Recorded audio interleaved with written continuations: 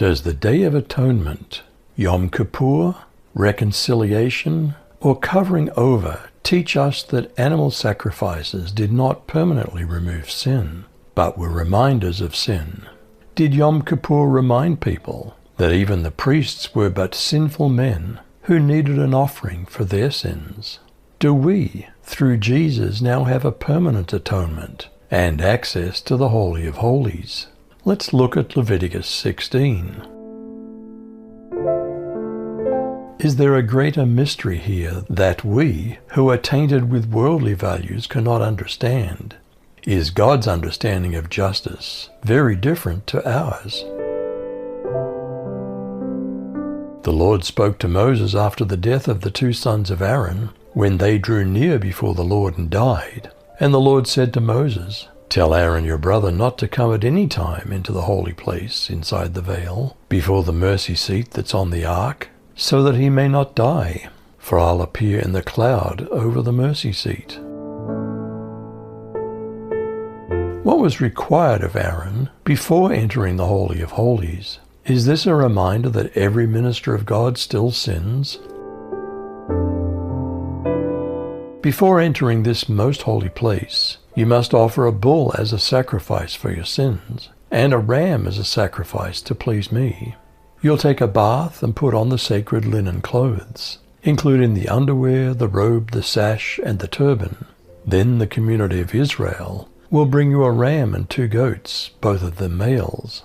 The goats are to be used as sacrifices for sin, and the ram is to be used as a sacrifice to please me. Literally meaning the entire removal, what was the purpose of the Azazel or escape goat? Did it picture the entire removal of sin and guilt? Was it a symbol of complete forgiveness? Aaron will present the bull for his sin offering and make atonement for himself and his household. Next he'll take the 2 goats and place them before the Lord at the entrance to the tent of meeting. After Aaron casts lots for the 2 goats, one lot for the Lord and the other for Azazel, he's to present the goat chosen by lot for the Lord and sacrifice it as a sin offering. But the goat chosen by lot for Azazel is to be presented alive before the Lord to make purification with it by sending it into the wilderness for Azazel. What offerings were to be made on the Day of Atonement? Is this a reminder that every minister's household also still sins? Aaron's then to bring the bull for a sin offering for himself, thus making atonement for himself and his household. He's to slaughter the ox for himself. Then he's to make a censer and fill it with coals from the fire on the altar in the Lord's presence. With his hands full of spiced and refined incense, he's to bring it beyond the curtain. Then he's to place the incense over the fire in the Lord's presence, ensuring that the smoke from the incense covers the mercy seat, according to regulation, so he won't die. He's to take blood from the ox and sprinkle it with his forefinger toward the surface of the mercy seat. Then he's to sprinkle the blood on the surface of the mercy seat with his forefinger 7 times. What were they to do with the goat of the sin offering? Is this a reminder that a whole congregation still sins? Then shall he kill the goat of the sin offering that's for the people, and bring his blood within the veil, and do with that blood as he did with the blood of the bullock, and sprinkle it upon the mercy seat, and before the mercy seat. And he shall make an atonement for the holy place, because of the uncleanness of the children of Israel, and because of their transgressions in all their sins. And so shall he do for the tabernacle of the congregation that remains among them in the midst of their uncleanness. How does blood make atonement? Does it symbolize Jesus in some way? Is this a reminder that every altar is still tainted by sin? For when he goes in to make atonement in the holy place, no one shall be in the tent of meeting until he comes out, that he may make atonement for himself, and for his household, and for all the assembly of Israel. Then he shall go out to the altar that's before Yahweh, and make atonement for it, And he shall take some of the blood of the bull and of the blood of the goat, and put it on the horns of the altar on all sides. With his finger he shall sprinkle some of the blood on it 7 times, and cleanse it and set it apart as holy, from the uncleanness of the sons of Israel. What was the purpose of the live azazel or scapegoat?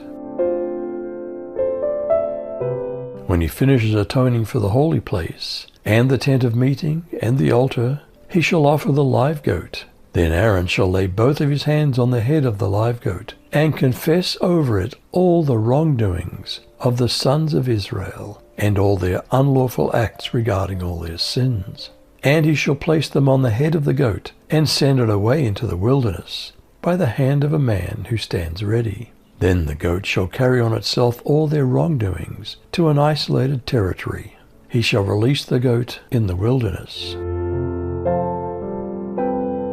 What was Aaron to do a second time, and what could that be for? Is this a reminder that even after performing his duties, every minister also still requires forgiveness of his sins?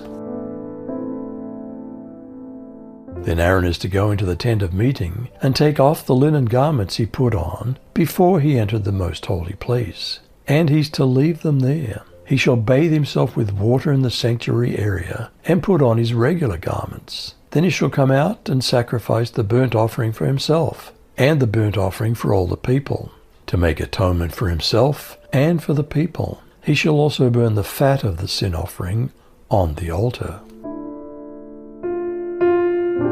What was the man who released the scapegoat to do?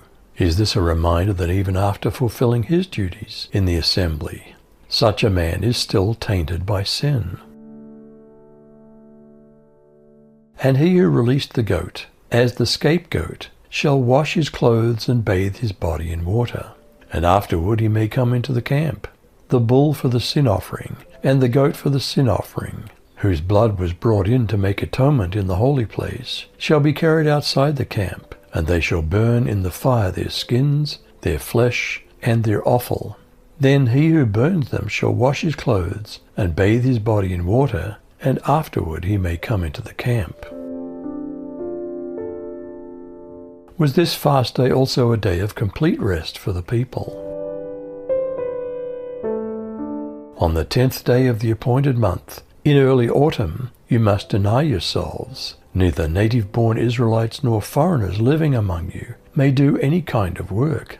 This is a permanent law for you. On that day, offerings of purification will be made for you, and you'll be purified in the Lord's presence from all your sins. It'll be a Sabbath day of complete rest for you, and you must deny yourselves. This is a permanent law for you. In future generations, the purification ceremony will be performed by the priest who's been anointed and ordained to serve as high priest in the place of his ancestor Aaron. He'll put on the holy linen garments and purify the most holy place, the tabernacle, the altar, the priests, and the entire congregation. This is a permanent law for you, to purify the people of Israel from their sins, making them right with the Lord once each year. Moses followed all these instructions exactly as the Lord had commanded him. Is there an atonement that once for all reconciles us to God? By his grace they're justified freely through the redemption that's in the Messiah Jesus, whom God offered as a place where atonement by the Messiah's blood would occur through faith. He did this to demonstrate his righteousness, because he had waited patiently to deal with sins committed in the past. Does the Day of Atonement, Yom Kippur, reconciliation, or covering over teach us that animal sacrifices didn't permanently remove sin, but were reminders of sin? Did Yom Kippur remind people that even the priests were but sinful men who needed an offering for their sins? Do we, through Jesus, now have a permanent atonement and access to the Holy of Holies? You decide.